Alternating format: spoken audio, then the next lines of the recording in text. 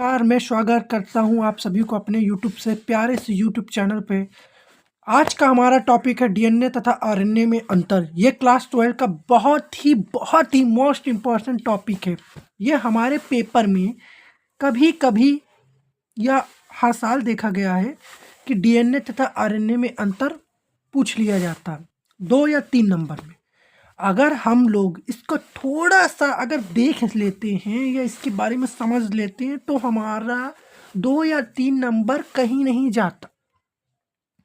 Number 1 एक बात है कि हम अगर किसी भी चीज़ को अगर एक बार वो हमारे आंखों के सामने से हमारे माइंड में एक बार अगर देख लें या हमारे माइंड में एक बार उसकी आवाज़ ही पड़ जाए तो वो हम कभी नहीं भूलते।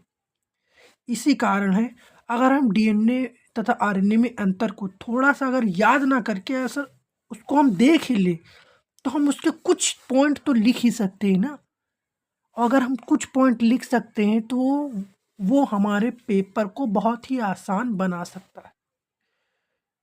तो मैं उम्मीद करता हूँ कि आप सभी लोग हमारी वीडियो से जुड़े रहें और अंत तक वीडियो में बने रहें ताकि इस जो 2026 के पेपर हैं इसमें आप सभी लोग डीएनए तथा आरएनए में अंतर अगर आ जाए तो इसको लिख सके। आप इसे छोड़े ना। हमारे पेपर में भी ज़्यादा दिन शेष नहीं है, बहुत ही नज़दीक आ गया है पेपर। तो चलते हैं फिजूल की बातें ना करते हुए पहला अगर इसका पॉइंट देखें डीएनए तथा आरएनए में तो पहले हम तो हेडिंग डालेंगे डीएनए तथा आरएनए में अंतर। हमारे पेपर में आ गया तो पहले ये डालेंगे। उसका पहला अगर पॉइंट हम देखें तो है इसका नाम डीऑक्सीराइबोज न्यूक्लिक अम्ल होता है। डीएनए का नाम होता है डीऑक्सीराइबोज न्यूक्लिक अम्ल, जबकि अगर हम आरएनए में पहला पॉइंट देखें तो उसका नाम होता है राइबोज न्यूक्लिक अम्ल। पहला पॉइंट क्या है, इस डीएनए का नाम क्या होता है, पूरा नाम डीऑक्सीराइबोज न्यूक्लियम। आरएनए का पूरा नाम क्या होता है, राइबोज न्यूक्लिक अम्ल। दूसरा पॉइंट है इसमें डीऑक्सीराइबोज शर्करा पाई जाती है और आरएनए में दूसरा पॉइंट है इसमें राइबोज शर्करा पाई जाती है। क्लियर है सभी को? फिर मैं हमारे साथ बोलेंगे दूसरा पॉइंट इसमें डीऑक्सीराइबोज शर्करा होती है और आरएनए में दूसरा पॉइंट इसमें राइबोज शर्करा होती है। अब चलते हैं तीसरे पॉइंट। तीसरा पॉइंट है इसमें नाइट्रोजन क्षार। इसमें जो नाइट्रोजन क्षार होते हैं एडेनिन, थाइमिन, ग्वानिन, साइटोसिन ये पाए जाते हैं।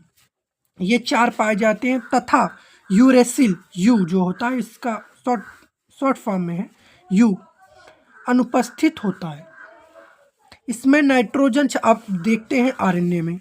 आरएनए में तीसरा पॉइंट है इसमें नाइट्रोजन क्षार ए मतलब एडेनिन, यूरेसिल, ग्वानिन, साइटोसिन पाए जाते हैं, मतलब ये उपस्थित होते हैं तथा थाइमीन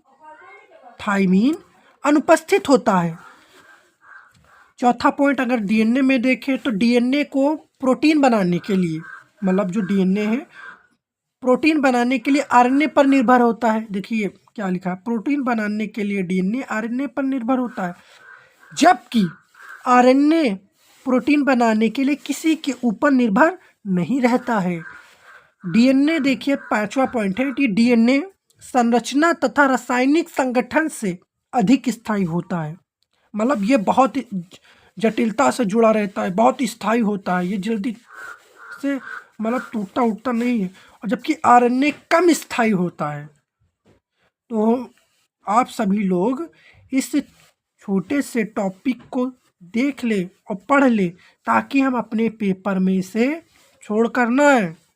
अगर हम अपने पेपर में थोड़ा सा मेहनत करके जाते हैं तो हमारी मार्कशीट पे बहुत अच्छे नंबर आएंगे बायोलॉजी में, और हम सब इस टॉपिक के अलावा भी अन्य टॉपिक करना सीखेंगे, क्योंकि पेपर के बहुत ज़्यादा दिन नहीं है और हम बहुत अच्छा सा स्कोर भी करना चाहेंगे अपने पेपर में।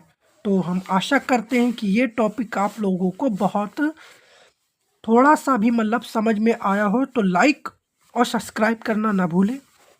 ताकि हम और दूसरा वीडियो डालने अपलोड करें, ताकि वो भी आप तक पहुँचे। तो इसी के साथ मैं अपनी वीडियो को विराम करता हूँ। धन्यवाद।